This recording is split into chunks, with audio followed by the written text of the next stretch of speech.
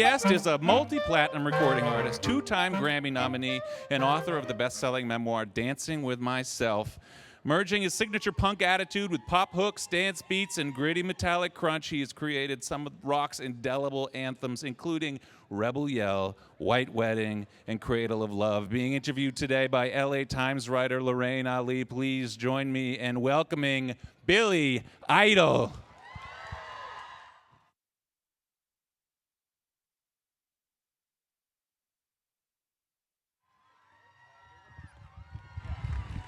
Ready, set, go, man, go. I got a girl that I love, so I'm ready.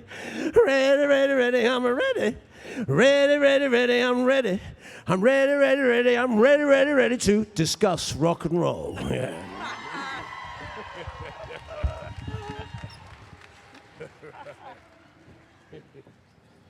Okay, and after that, Yes. the man who needs no introduction.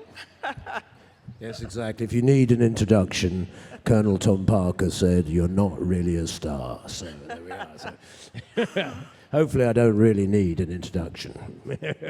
So thank you so much for being here.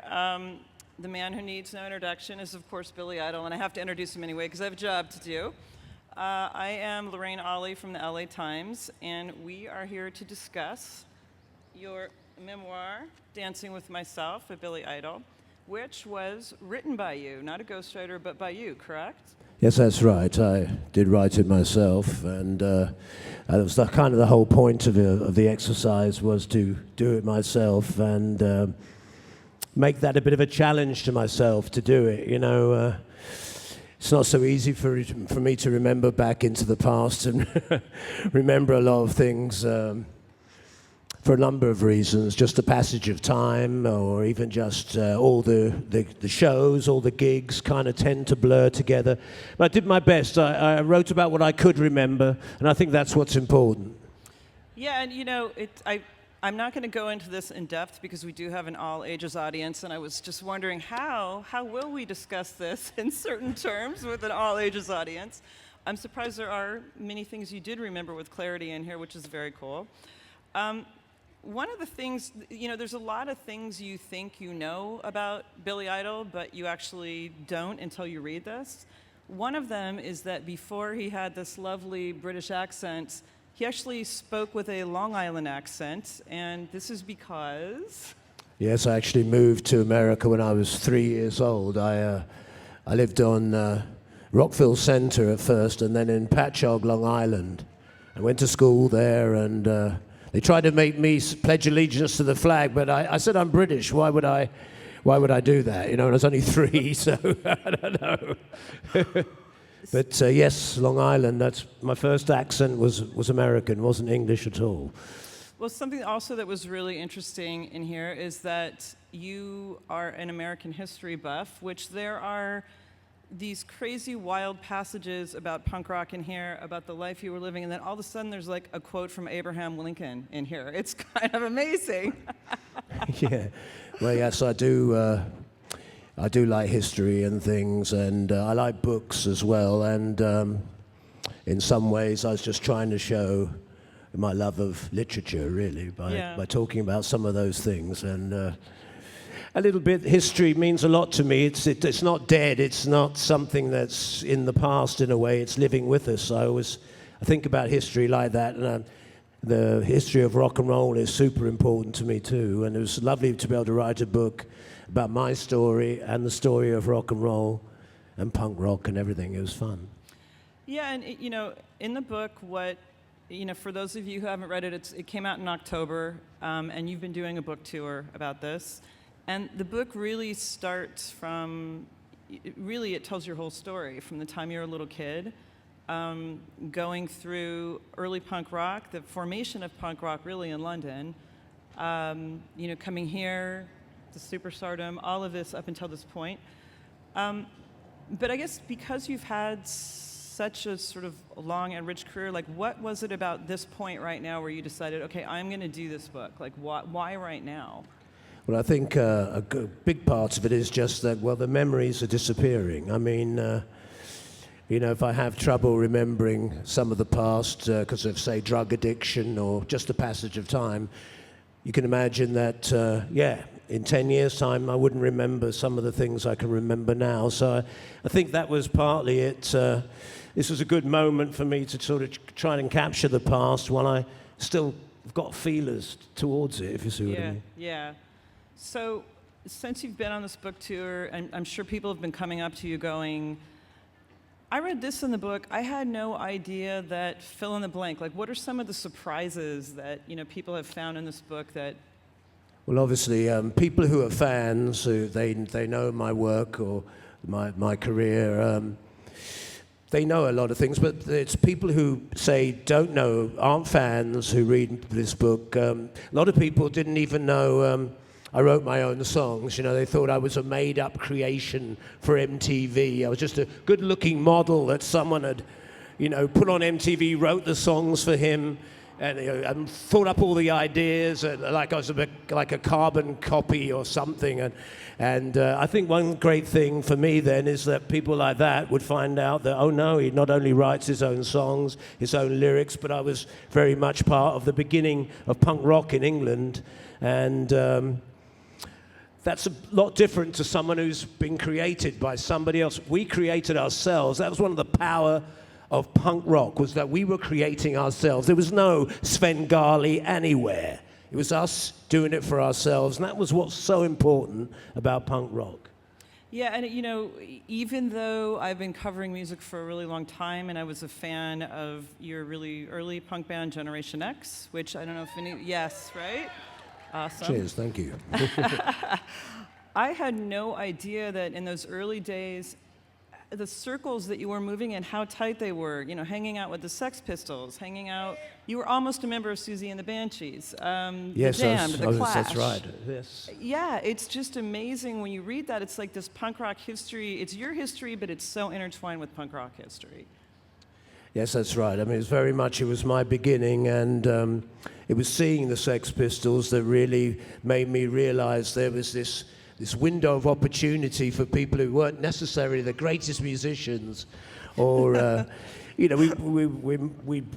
loved music. We wanted to be part of the music world, but there just didn't seem to be an opening. There were so many great musicians who'd sort of come out of the 50s and 60s and early 70s. It was almost a little daunting for people like me who weren't necessarily the greatest musicians, but punk rock changed the playing field, changed the musical playing field, changed all the rules, and sort of brought music down to our level where we could sort of participate. And that was a great moment. And seeing the Pistols and the Clash kind of very much told us this thing was in our grasp. We could do it for ourselves, and you could sort of you could live a dream that you had about yourselves. You didn't have to get stuck just sort of living somebody else's idea of your life, because that's what we were being handed in 1975 or so. We were being told, you have no future, there's no life for you, there's no real sort of jobs for you or anything. And so we kind of did the thing we loved. That was our answer.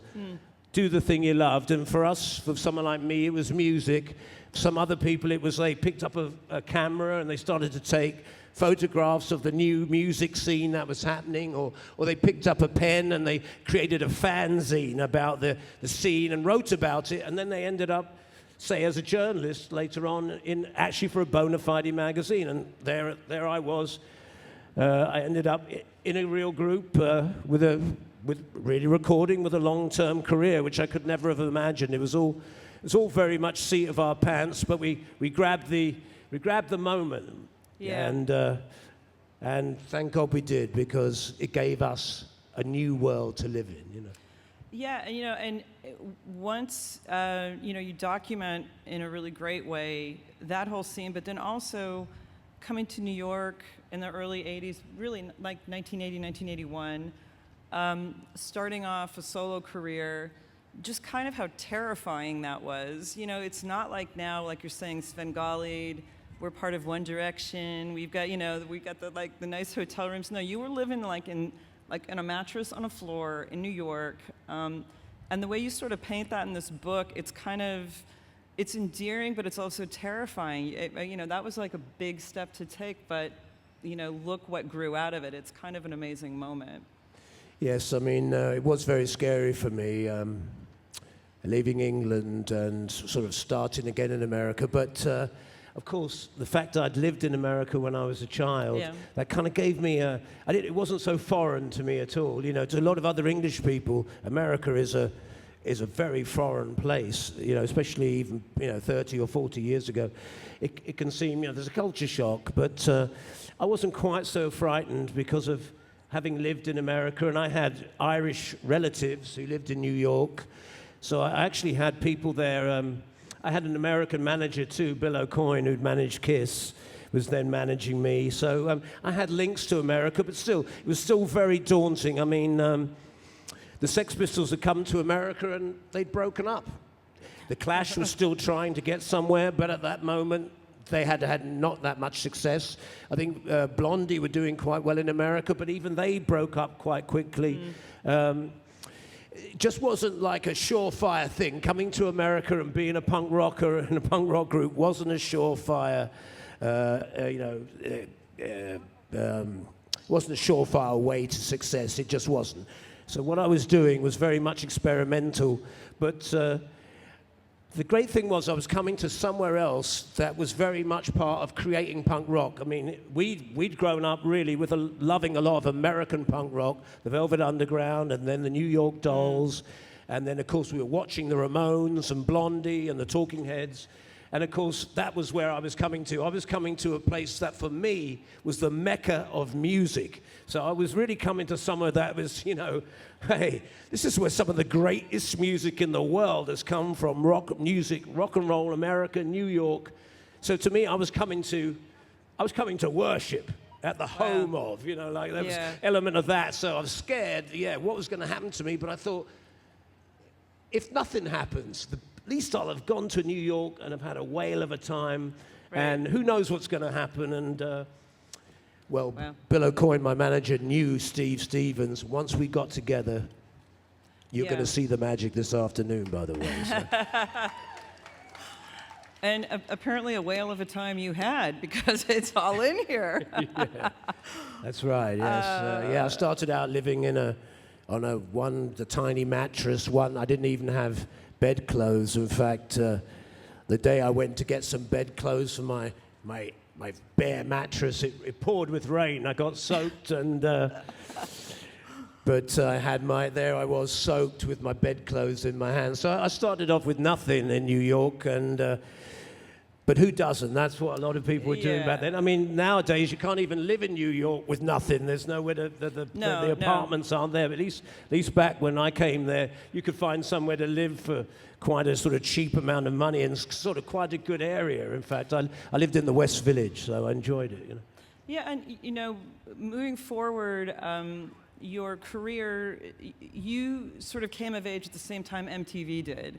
And, just reading this, it reminded me, you sort of came up at the same time. You were one of the really early MTV artists, and then, you sort of became the face of it for a while.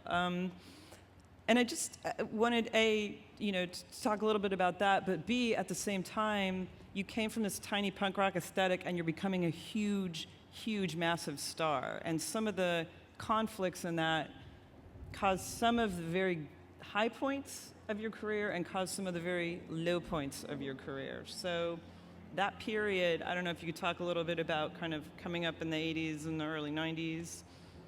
Yes. Obviously, actually, my manager, Bill O'Coin, he'd come out of television originally from the 60s into the 70s. Before he managed Kiss, he'd come out of television. So he was very much in tune with kind of like what was going on in the television, the cable world. And so that was another thing. One of the other things I did know about, I knew that, when I came to New York in '81, we knew that in about 6 months to a year's time, there was going to be this 24-hour music channel that was going to be experimental, but we knew that was coming. And that was another thing that gave me a bit of hope that I'd find a place in America, because my manager was very much into image, and I knew he knew about television, and he knew how to get me onto this channel if I wanted to be on it. So that was one great thing that gave me a lot of hope when I came to New York. But as time went on, yes, I became a massive star. I mean, almost bigger than my music. My image was almost bigger than my music, and that was almost scary and quite off-putting when I'd come from sort of a place, a very sort of underground place in punk rock, even though I'd had hit singles in England and become a well-known star in England. I still thought of myself very much as a punk rocker and still do in lots of ways. And dealing with success was a little strange because I was used to sort of being recognized by the cool people of the world, and then suddenly everybody who watched MTV, whether they liked music or my music or any music, they'd know who you were, and that you're almost bigger than your music, which was a little strange. And it wasn't so easy to deal with being that famous and the sort of pressure of that many people knowing who you are and recognizing you straight off the bat. I mean, the drug dealers in New York used to shout out the names of my songs. They saw me coming. They'd start saying, "Hey, we got that rebel yell. We got that rebel yell heroin. We got that Moni Moni marijuana. We got that white wedding crack." You know, so it's like, you know, they'd see you coming, you know, and like I'd be going, they can see me coming a mile away. So it was a little strange. You know you've made it when. Yeah, they're naming it after you, right? It's a little strange, but at the same time, you know, we were sort of, it was par for the course, and we were, me and Steve Stevens, we were trying to enjoy it, you know, and I think the thing was that the music, the fact we were creating our own music, that's what we hung on to. And it was the performances and the creating the music. That's what grounded us in the end, because that's what you came back to on your own. When you were on your own in a room somewhere, on your own with your guitar, you were backed with yourself, with your music, and that's what we held on to.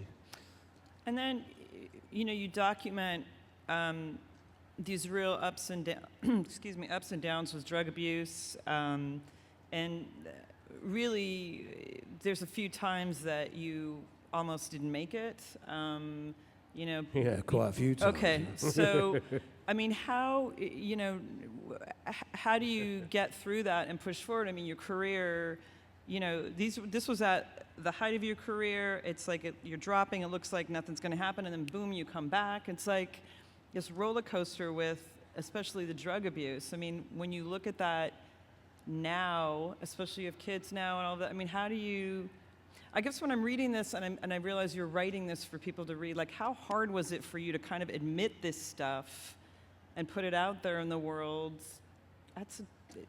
Yes, of course, there was an element of, with drug taking and stuff, there's an element of a honeymoon period where, you know, everything's working. You know, the drugs sort of like help bring along ideas or help you to push your life along. And but of course, after about 10 years or so of that, the honeymoon is well in the past, and that's when it becomes difficult to deal with. And I did go through a lot of problems, really. I went through, really, my career stalled in some ways because of ending up such a drug addict and stuff. But in the end, the thing was that, you know, you were doing it because you loved what you did, and drugs were very much a par for the course back then, and we'd sort of grown up embracing them, really. We grew up with the drug culture, so it was something we were going to get trapped in, whatever happened. So you just had to sort of live with it. And then, of course, at some point I had to come to terms with writing about it and sort of talking about the sort of good elements of it,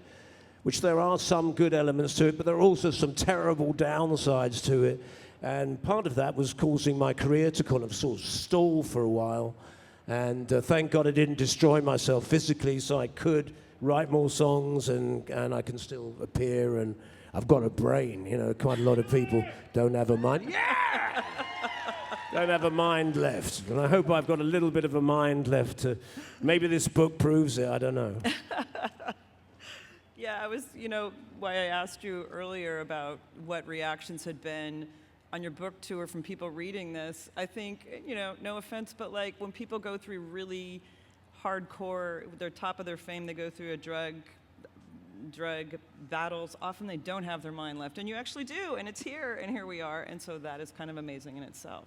So congratulations. Yes, thank you. Yes, I mean, I didn't spend a lot of time in the book talking about, say, how I how I sort of got over drug taking. Yeah. Really, that was just a matter of time, really. You just, over a course of time, and some dealings with AA and stuff. But personally, the book would have been 600 pages long if I'd started talking about all the rehabs. And although I only actually went to one rehab for 5 days and got myself out of it. I couldn't stand rehab. That was the thing, it was so horrible. And that was one of the things I thought, if drug taking means you have to go to rehab, I think I'll cut back on the drugs. Because it's too horrible. I hated it. I hated having to say why you were taking drugs or even think about why you were doing it. Because we were doing it for fun, you know.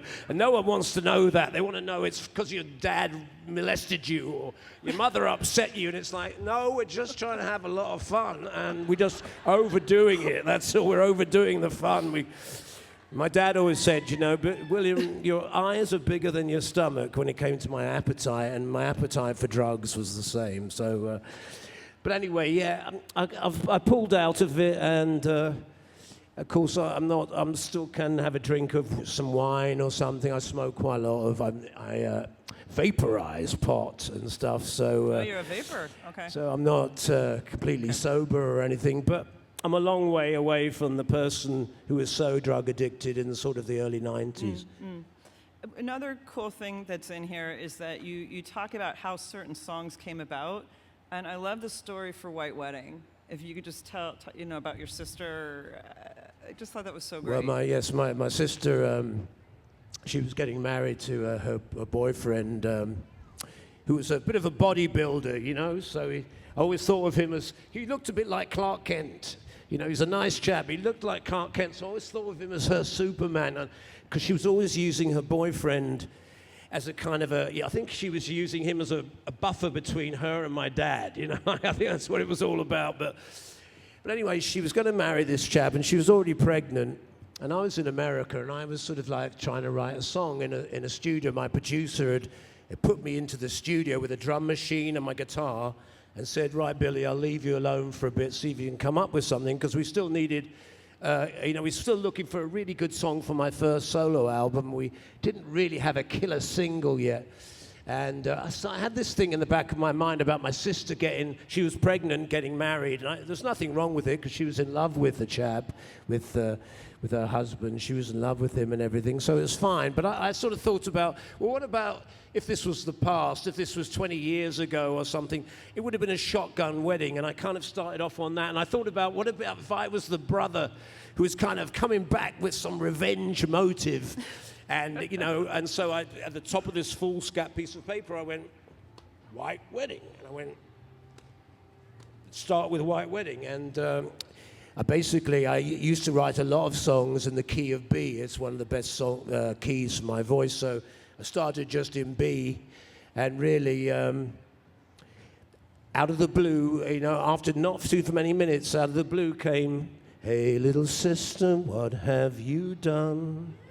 And really, once I had that, I started to have this weird, twisted, dark place that somehow, something about that, it was like eerie. And I thought, but it was beautiful. It's almost like a folk song. There's something folky about it as well.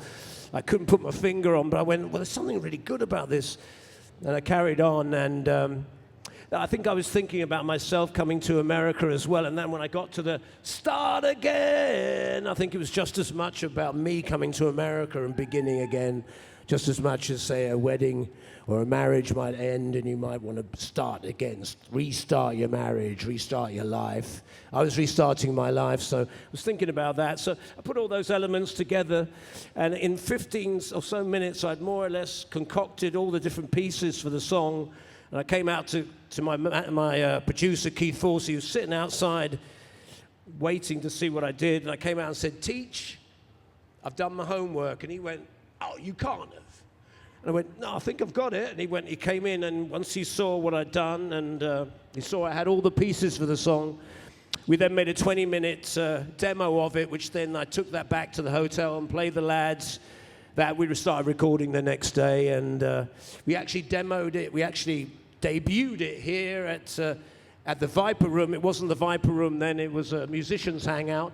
We actually debuted White Wedding at the Viper Room in 1982 or something. Wow. That's amazing, and that was written in 15 minutes, people. Yeah, well, sometimes when they're really good, they come out all in one go. That's amazing. All the pieces. You kind of can't believe it. You've got all the pieces you're looking for, the beginning, the end, the middle bit, and even that or whatever, that's Dancing with Myself, but even the solo, even the it's just the B minor picked down. It's really simple. I liked westerns, so I like spaghetti westerns. So I thought oh my gosh, I hear it now. I thought of a spaghetti western beginning for this shotgun wedding. I was thinking the Wild West in a way. I don't know. Okay, so did you want to read a little passage from the book, or you got it here? Right. And well, yes. do you want to set it up, or it? Yes, actually, I'm going to read a piece that was really just about just as punk rock was beginning, the Sex Pistols were already together, and we very much used to hang out at the shop on King's Road, the Sex. It was Malcolm McLaren and Vivian Westwood's shop, and it was where they were sort of, the Sex Pistols had come out of this shop, really, and is very much connected with fashion. Anyway, we all used to go to, because we were sort of used to dress quite wildly for the times, we couldn't really go to too many clubs or pubs, because you usually get your head kicked in. People just couldn't understand why we were dressed the way we were. And so we would go to these weird sort of clubs. One of these clubs was a club called Louise's. It was actually a lesbian club that was just off the Oxford Street. And this would be in 1976, before I was in Chelsea or Generation X, before I was actually in a group. I was just thinking about being in a group, but I was starting to rehearse. So I think I was in Chelsea, actually. I was rehearsing in Chelsea, and I would drive down to this place after we'd rehearsed and hang out at Louise's and then go home and go to work the next day and then get up and go to work, go to rehearsal, go to Louise's and do it all again. And but still, it was like a place where we all used to meet up. The Sex Pistols would be there, and there was a number of other people who worked at the shop, and there's a number of other fans of punk, very early, all shakers and movers who were there. Anyway, this was actually the beginning of a chapter 6, which is called In a Revolution, 1 year equals 5. Louise's, a lesbian club in a basement just off Oxford Street, London, circa 1976. You'll never find, as long as you live, someone who loves you tender like I do. The bass voice intoned. Slickly, the DJ moved the ladies around the downstairs dance floor at Louise's, a basement club off Oxford Street, frequented mostly by lesbians. One had to enter through a narrow side street, which opened into a small reception room with a few scattered tables and chairs. Toward the back was a stairway that led downstairs to the bar and dance floor, and the clientele was mostly butch women and fashionably lipstick lesbians. For the Sex Pistols and our small Bromley contingent of early punks, it was a much-needed haven. Back then, the way we dressed would have started a riot if we'd set foot in any normal club or pub. The DJ often played Lou Rawls' You'll Never Find Another Love Like Mine, and it would always pack the dance floor. It was an anthem for these ladies, and I would casually watch their slow dances and hot, intimate touches from my spot on the edge of the dance floor. The people who ran Louise's accepted us due to the fact that we were part of a group of people from Malcolm and Vivian Westwood's store, Sex. We were also friends with a dominatrix named Linda, who went to Louise's regularly with her coterie of girls. Benjamin Franklin once offered advice to his fellow revolutionaries: we must all hang together, or assuredly we shall all hang separately. We were a small group of people bored with the repeated cliches of modern life and its stagnant, putrid waters. That is what had brought us and ultimately bonded us together. I delivered tools for my dad in the daytime, and I went to rehearsals and gigs and hung out at Louise's every night. I would get home at 4 a.m., wake up at 6:30, and start all over again. This accelerated lifestyle would eventually take its toll, but I had a purpose that drove me to succeed. Referring to the overthrowing the Tsar in Russia, Lenin said, "There are decades where nothing happens, and there are weeks where decades happens." Revolution was on our minds too. We nursed ourselves on the lesbians' rebellious milk, growing strong and attracting like-minded souls. We all congregated there, drinking and socializing, plotting our rebellion. It was our midnight meeting place, our sanctuary. We all walked the same path at that time. Many of the classic rock bands talked about musicianships, but had little to offer us, the disenfranchised and disenchanted. We were youth thrown on the scrap heap. There was at least one veteran band that spoke to us. The Who insisted, "We're all wasted." And while the likes of Lou Reed and David Bowie and Iggy Pop seemed in touch, well, what about our own scene? Those nights at Louise's gave us hope and made me feel that something special was indeed afoot. I first heard Steve Jones utter the now iconic phrase, "Never mind the bollocks," there as he sat with Rotten, Paul Cook and Malcolm. The lost generation was back from the dead. As the gay ladies danced and loved one another, we devised our plans and consolidated a movement. By being like-minded, we ruled the night. We would rock London to its core. The lesbian bar was our spiritual upper room. And we, the new aristocracy of the poor, knighted with fire, sallied forth and followed Johnny Rotten into the unknown. Yes! Awesome.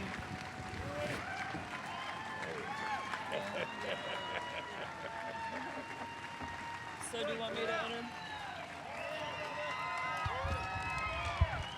Thank you. Cheers. Here comes the main man. It's the guy who made it all possible. I don't think I could have done a thing without this man, Steve Stevens. And I'd like to introduce you, ladies and gentlemen.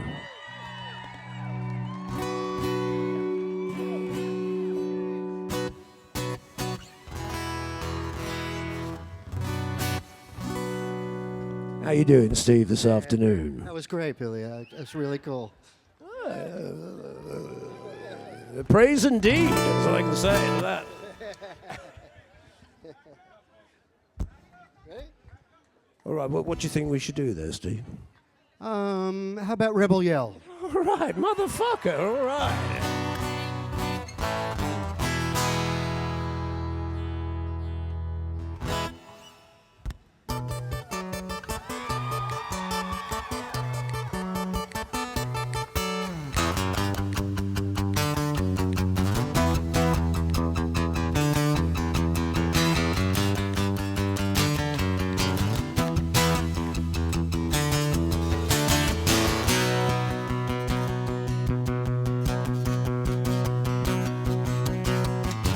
Last night a little dancer, she came a-dancing to my door. Last night the little angel, she came pumping on my floor. She said, "Come on baby, you got a license for love.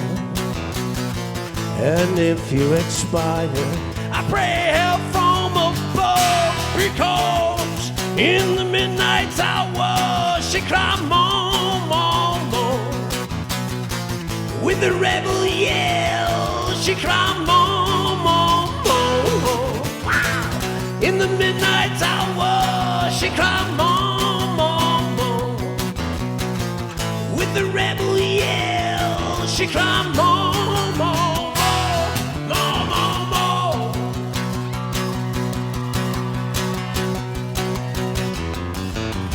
She don't like slavery, she won't sit and beg.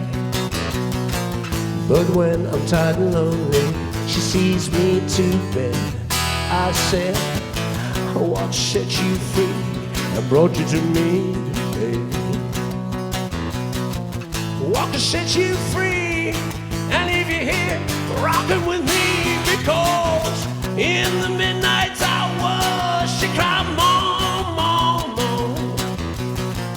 With the rebel yell, she cried, mom, mom, mom. In the midnight hour, she cried, mom, mom, mom.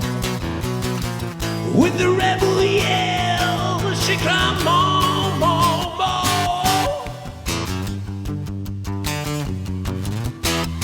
He lives in his own heaven. Elections ago after 7-Eleven.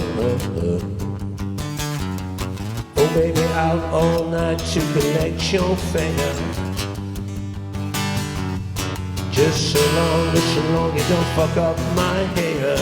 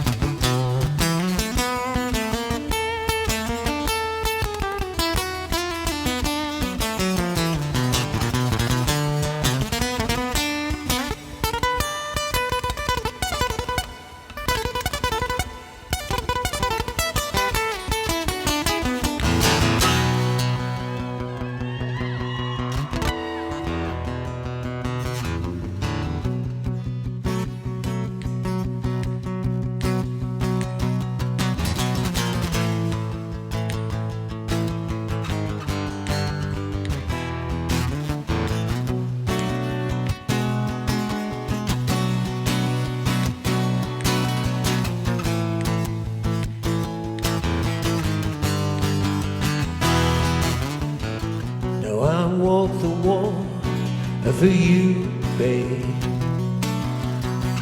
1,000 miles for you. I will dry my tears of pain, babe. Said 1,000,000 times for you, for you, for you, for you. See, I'd sell my soul for you, babe. 'Twas for money to burn for you, yeah. And I'd give you all and have nothing, babe. Just to have you here by me, because in the midnight hour she cried, mom, mom, mom. With the rebel yell, she cried, mom, mom, mom. In the midnight hour, she cried, mom, mom, mom. With the rebel yell, she cried, mom.